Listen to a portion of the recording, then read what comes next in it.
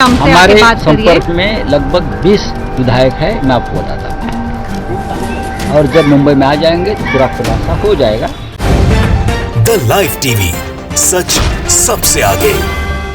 दोस्तों, सारा का सारा दाव महाराष्ट्र के अंदर भारतीय जनता पार्टी का उल्टा पड़ चुका है, क्योंकि महाराष्ट्र के अंदर जिस तरीके से एकनाथ शिंदे ने तमाम शिवसेना के बागी विधायकों को साथ लाने के बाद उद्धव ठाकरे के खिलाफ हमला बोला था, लेकिन अब खबर निकलकर सामने आ रही है उनमें से ज्यादातर विधायक, यानी कि 30 से ज्यादा विधायक साथ होने का दावा एकनाथ शिंदे कर रहे थे, लेकिन 20 से ज्यादा विधायक शिवसेना में वापसी करने के लिए तैयार बैठे उद्धव ठाकरे से संपर्क में है और कभी भी दाव पलट सकता है। एक बड़ी खबर निकलकर सामने आ रही है, जिसके बाद चारों खाने चित्त होती हुई नजर आ रही है भारतीय जनता पार्टी और एकनाथ शिंदे पूरी तरह से अलग थलग पड़ते हुए नजर आ रहे हैं। नमस्कार, मैं हूं प्रज्वल गौतम और आप देख रहे हैं द लाइव टीवी।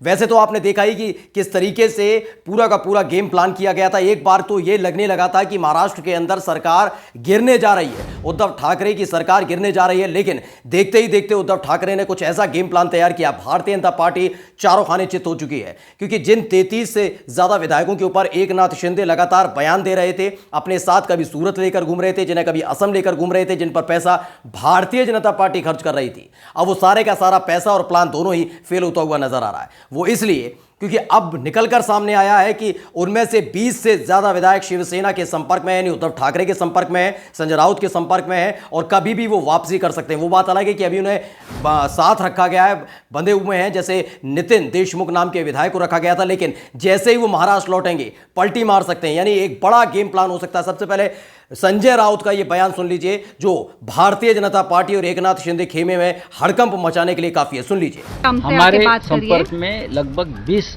विधायक है, मैं आपको बताता हूँ। और जब मुंबई में आ जाएंगे तो पूरा खुलासा हो जाएगा। आपने मेरे चेहरे पर देखा है, कोई तनाव है, कोई शिकंज है, कुछ नहीं है। इस प्रकार की जो संकट है, प्रसंग है, तूफान है, उनसे सामना करने का पूरा अनुभव हमको है। हम बाला साहब ठाकरे जी के साथ सालों साल से काम किया है, उद्धव जी के साथ काम किया है। दरअसल ये जो बयान है, ये ऐसे वक्त में आया है जब लगातार ये कहा जा रहा है दोस्तों कि एकनाथ शिंदे कभी भी भारतीय जनता पार्टी के साथ जाकर फ्लोर टेस्ट की मांग कर सकते हैं और सरकार गिर सकती है। बात तो यहां तक आ गई थी, दल बदल कानून के तहत वो शिवसेना, असली शिवसेना होने का दावा ठोक सकते हैं या अलग पार्टी का ऐलान कर सकते हैं, जिससे ये पूरा का पूरा मामला उद्धव ठाकरे की सरकार के ऊपर संकट के बादल के तौर पर मंडरा रहा था। लेकिन ऐसा नहीं निकल कर आया है। अब इसमें निकल कर क्या आया है वो अब आप समझ लीजिए तथ्यात्मक तौर पर। दरअसल 30 से ज्यादा विधायक साथ होने का दावा एकनाथ शिंदे ने किया। उन्होंने कहा कि इतने विधायक हैं भाई, हम तो अलग पार्टी भी बना सकते हैं, भारतीय जनता पार्टी की सरकार बने। और दिन में ही सपने देखने लगे होंगे बीजेपी के नेता, सबसे ज्यादा देवेंद्र फडणवीस की। उनको लगा होगा कि चलिए जैसे तैसे करके मैं दोबारा सत्ता में आ जाऊंगा। लेकिन इन सब के बीच जो उद्धव ठाकरे ने किया, उसका असर सीधे तौर पर असम में पड़ रहा है, क्योंकि असम के एक रिजॉर्ट में तमाम एकनाथ शिंदे के साथ साथ तमाम वो शिवसेना के विधायक हैं जिनके साथ एकनाथ शिंदे होने का दावा कर रहे थे, तो कह रहे थे कि भाई भारतीय जनता पार्टी की सरकार बन सकती, लगने लगा था। पूरे सूत्रों के हवाले से खबर निकलकर सामने आ रही थी। लेकिन अब क्या है, इन सब के बीच निकल कर आया 20 से ज्यादा विधायक वापसी चाहते हैं। और क्यों चाहते हैं, उसकी वजह यह है कि शुरुआत में चीज निकलकर सामने आई कि उद्धव ठाकरे को हटाना चाहते हैं, ये तब तो ठीक था, लेकिन उद्धव ठाकरे ने पहली ही फुर्सत में ये कह दिया कि मैं ना अध्यक्ष रहना चाहता हूं, ना मुख्यमंत्री रहना चाहता हूं, लेकिन बैठकर बात होनी चाहिए। और उन्होंने सरकारी बंगला खाली कर दिया था। इसके बाद तमाम विधायक, उन्होंने ये इसे सीधे तौर पर अस्मिता के तौर पर, एक शिवसैनिक की अस्मिता के तौर पर लिया है और इसे अस्मिता के तौर पर लेते हुए अब वापसी की उम्मीद जताई जा रही है, यानी अलग थलग पड़ गए। बात यह तक नहीं है, इसको लेकर साफ तौर पर एक ऐलान भी किया गया संजय राउत की तरफ। संजय राउत ने साफ तौर पर कहा है, भाई ये समझ लीजिए डराने की कोशिश भारतीय जनता पार्टी की तरफ से लगातार जब से सरकार बनी थी तब से की जा रही है। सीबीआई का जिक्र, ईडी का जिक्र, आईटी का जिक्र, ये तमाम चीजें कर करके डराने और धमकाने की कोशिश की जा रही थी। उन्होंने कहा कि असली शिवसैनिक है कौन? असली शिवसैनिक वो है जो इस तरह के दबाव के आगे झुकता नहीं है, और लोग जो झुके हैं वो शिवसैनिक हो नहीं सकते। ऐसे में एक बड़ा बयान और बड़ी रणनीति जो तैयार की गई शिवसेना की तरफ से, वो कारगर होती हुई नजर आ रही है। आप पहले सुन लीजिए संजय राउत का ये वाला बयान। एक प्रसंग है, तूफान है, उनसे सामना करने का पूरा अनुभव हमको है। हम बाला साहब ठाकरे जी के साथ सालों साल से काम किया है, उद्धव जी के साथ काम किया है। सिर्फ हम बाला साहब के भक्त बोलने से नहीं होता है। जो भक्त बाला साहब का किसी प्रेशर में पार्टी छोड़ता है, ईडी के दबाव में पार्टी छोड़ता है, वो बाला साहब का भक्त नहीं हो सकता। तो सुना आपने, संजय राउत जिन्हें सीधे तौर पर माना जाता है कि वो शिवसेना जो कहती है वो वही कहते हैं, यानी संजय राउत ने जो कहा वही प्लान उन्होंने सबके सामने रख दिया है। उन्होंने तो बातचीत के दौरान भी साफ तौर पर कह दिया था कि भाई कि ये चेहरे पर शिकन दिख रही है, चेहरे पर शिकन किसके है?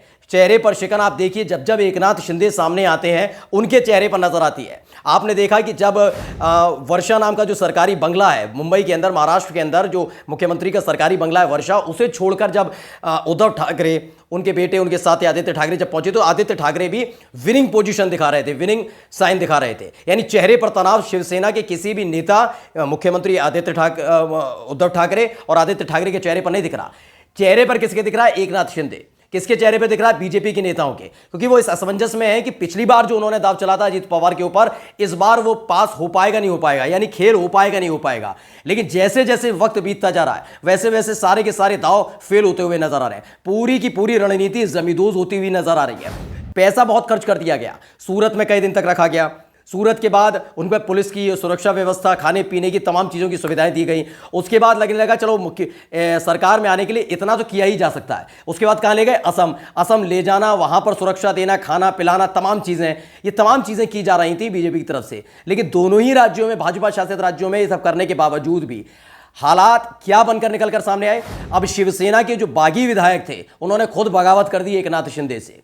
20 से ज्यादा विधायक इस समय शिवसेना के संपर्क में हैं और जैसे ही वो वापस लौटेंगे वैसे ही खेल पलट जाएगा। यानी शिवसेना ये समझ चुकी है। और यही वजह, देखिए दोस्तों, यही वजह है कि कल तक जो बीजेपी के नेता इस पूरे घटनाक्रम के दौरान चेहरे पर खुशी लेकर घूम रहे थे, उन्होंने साफ तौर पर कह भी कह दिया, दानवे नाम के जो भारतीय जनता पार्टी के नेता उन्होंने कह दिया हमारा एकनाथ शिंदे से कोई बात ही नहीं, हमारे संपर्क में नहीं है, कोई सरकार बनाने का दावा नहीं कर रहे। यानी अपनी फजीयत भारतीय जनता पार्टी कराना नहीं चाहती। वैसे तो उनकी फजीयत हो ही चुकी है लेकिन वो करवाना नहीं चाहती है। इन सब के तरफ एक चीज और देखिएगा, जहां जहां भाजपा की सरकार है वहां वहां कुछ नहीं है, लेकिन जहां जहां भाजपा की सरकार नहीं है वहां वहां इस तरह के हथकंडे क्यों चले जाते हैं, ये निकलकर सामने आ रहा है। भाजपा इतनी छटपटाई हुई है, वो किसी भी तरीके से साम दाम दंड भेद, ईडी, आईटी, सीबीआई सब का इस्तेमाल करते हुए सरकार को गिराना और अपनी सरकार बनाने का दावा करती रही है। उत्तराखंड चले जाइए, उत्तराखंड में क्या हुआ था? उत्तराखंड में भी यही करने की कोशिश की थी, हरीश रावत की सरकार को गिराने की कोशिश की। मध्य प्रदेश में किया, मध्य प्रदेश में भी यही करने की कोशिश की गई, तब वहां पर कमलनाथ की सरकार गिराई और बना किसको दिया गया? शिवराज सिंह चौहान आ गए।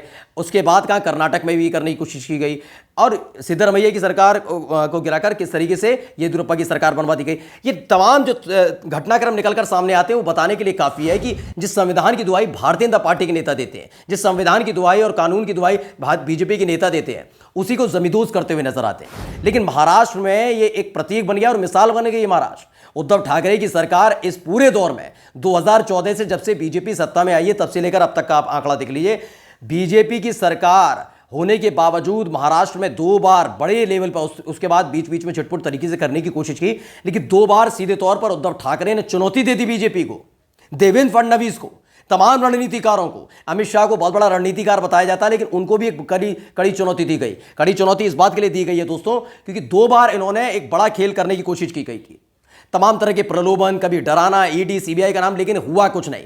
अब तब अजीत पवार पर दाव लगाया था, इस बार एकनाथ शिंदे पर लगाया और यकीन मानिए उस बार भी मुंह की खाई थी और इस बार भी भारतीय जनता पार्टी के तमाम नेता जानते हैं कि मुंह की खानी पड़ सकती है, इसलिए बैकफुट पर नजर आ रहा है। एएनआई ने खबर भी छापी है संजय राउत ने जो बयान दिया उसको लेकर कि ईडी के दबाव में पार्टी छोड़ने वाले सच्चे बाला साहब भक्त नहीं हैं, हम सच्चे बाला साहब भक्त हैं, हम पर भी ईडी का दबाव है लेकिन हम उद्धव ठाकरे के साथ खड़े रहेंगे। जब फ्लोर टेस्ट होगा तो सभी देखेंगे कि कौन सकारात्मक है और कौन नकारात्मक। और जैसे ये बयान निकलकर सामने आया है तब से बीजेपी बैकफुट पर नजर आ रही है। बीजेपी ने साफ तौर पर कह दिया है कि ना हमने एकनाथ शिंदे से कोई संपर्क किया, ना उनके संपर्क में है, ना कोई बातचीत है और ना ही हम कोई बहुमत के आधार पर कोई भी किसी भी तरह का दावा करने जा रहे हैं सरकार बनाने का। यानी सारा का सारा गेम प्लान खत्म हो चुका है, सारा का सारा जो असमंजस की स्थिति चल रही थी वो खत्म हो चुकी है और उद्धव ठाकरे जिनको लेकर लगातार संजय राउत कह रहे थे कि मुख्यमंत्री वही बने रहेंगे, इस बात पर मोहर लग चुकी है। नमस्कार। द लाइव टीवी, सच सबसे आगे।